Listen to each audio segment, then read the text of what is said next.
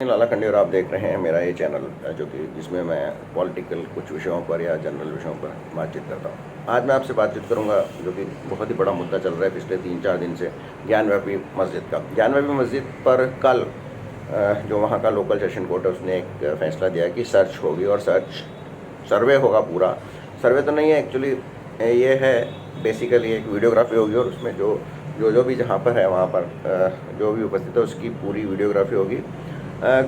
कुछ दिन पहले जब वीडियोग्राफी करने वाले वहाँ पे उसके एडवोकेट कमिश्नर गए थे तो वहाँ पे मुस्लिम वर्ग के लोगों ने काफ़ी भीड़ बढ़ा के उनको ये मना कर दिया था कि वो आगे नहीं जाएंगे, जो कि बाउंड्री वॉल खींचिए जहाँ है उसके आगे नहीं जाएंगे।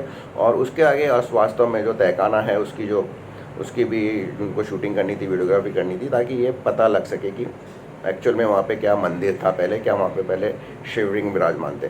जो हिंदू पक्ष है उसका जो मुख्य रूप से कहना है कि जो नंदी भगवान है उनका मुंह हमेशा उस तरफ होता है जिस तरफ शिवलिंग होता है, और जो वहाँ पर ज्ञानवापी मस्जिद के बाहर या आसपास जो नंदी भगवान बैठे हैं उनका मुंह गर्भगृह की तरह है और कब तरफ है, और इससे सीधा सीधा पता चलता है कि वहाँ पर अवश्य शिवलिंग होगा। तो मुस्लिम पक्ष ने उनका इसको वीडियोग्राफी को जो वहाँ पे बाउंड्री वॉल का लगा रखी है, जो डिवाइडर्स लगा रखे हैं, उसके आगे जाने से मना किया। और उस समय पुलिस ने भी प्रशासन ने भी बहुत कुछ साथ नहीं दिया ताकि स्थिति ना बिगड़े, शांति बनाई रखें। अन्यथा हो सकता है कि कुछ वहाँ पे हिंसा या इस तरह की कुछ अप्रिय घटना हो सकती थी।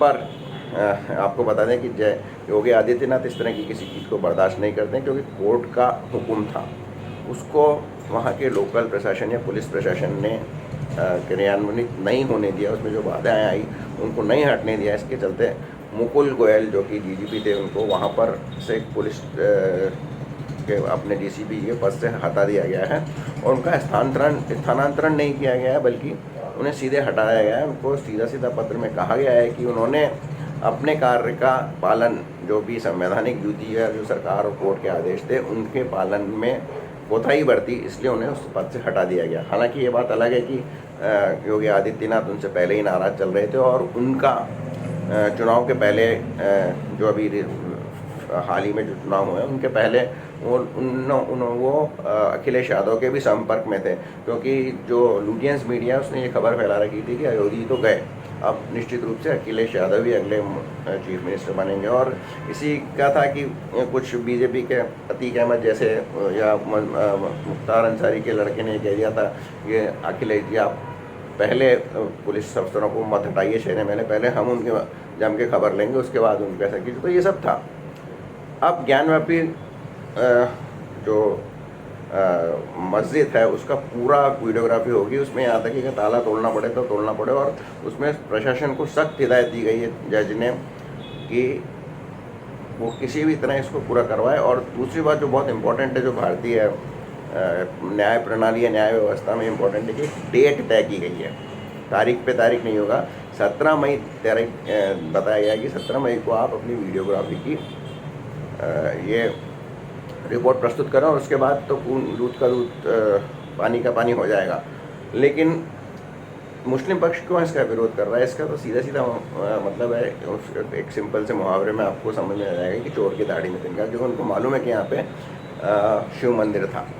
अब आज एक बहुत ही इंटरेस्टिंग मैंने वीडियो सुना जो कि जाने माने पत्रकार प्रदीप सिंह का है, और वो अपना एक यूट्यूब चैनल चलाते हैं आपका अखबार। उसमें उन्होंने इस घटना को जो तो वृहद रूप से जो मंदिर और मस्जिद, नॉट ओनली बाबरी मस्जिद, बाकी देश में करीब जो अशोक सिंघल जो वीएचपी के एक ज़माने में अध्यक्ष थे, उनका कहना है कि करीब 3 लाख मंदिरों को तोड़ के मस्जिदें बनाई गई हैं। और कल एक मैं डिस्कशन सुन रहा था, उसमें कहता था कि फिगर करीब 44,000 है। तो यानी कि एक बहुत बड़ी संख्या में मंदिर थे जिनको तोड़कर मस्जिदें बनाई गई। इनमें सारे हिंदू टेम्पल शामिल हैं, जैन टेम्पल शामिल नहीं है, क्योंकि जैन टेम्पल जो है, जैन वर्ग सबसे धनाढ्य वर्ग है देश में, पहले भी रहा है, और उनके मंदिरों से काफ़ी लूट हुई।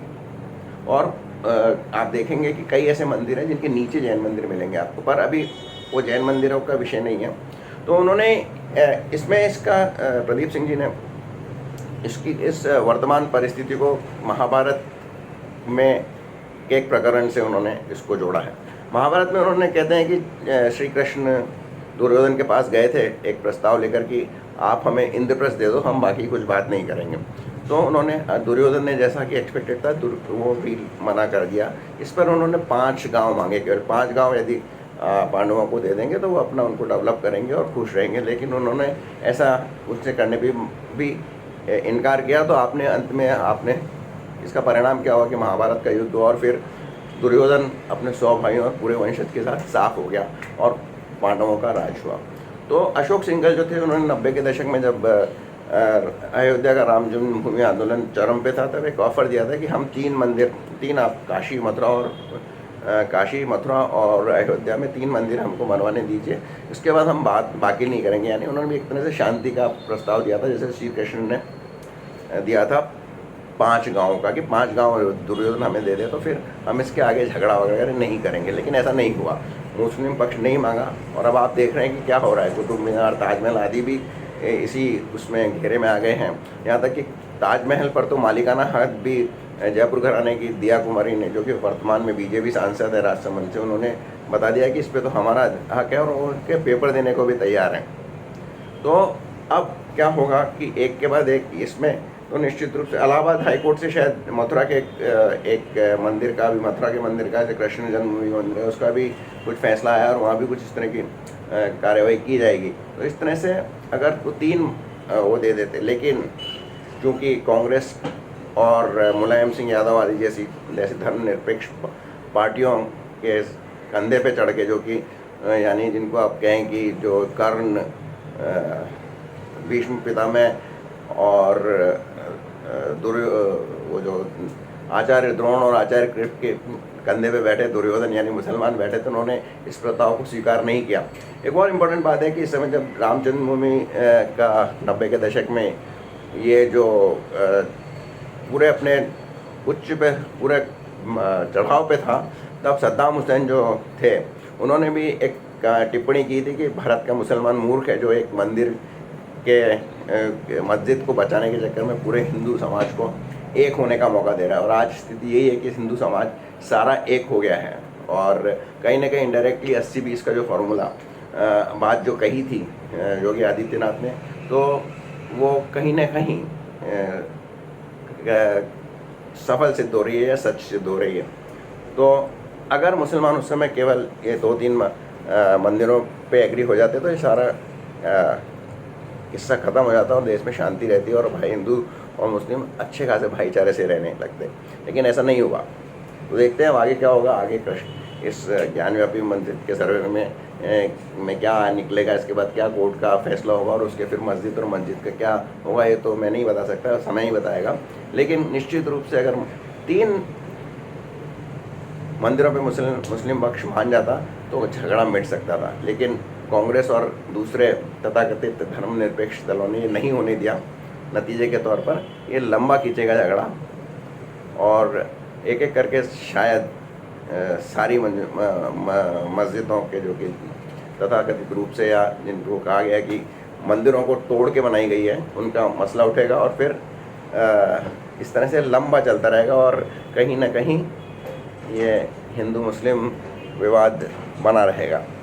तो ये मेरे विचार, आपको अगर अच्छे लगे हो तो इसको शेयर कीजिए, लाइक कीजिए और यदि आपने मेरा ये चैनल सब्सक्राइब नहीं किया और आप चाहते हैं कि इस तरह से दूसरे मेरे विचार सुनते रहें तो इसको अवश्य सब्सक्राइब कीजिए और मेरे साथ बने रहने के लिए बहुत बहुत धन्यवाद।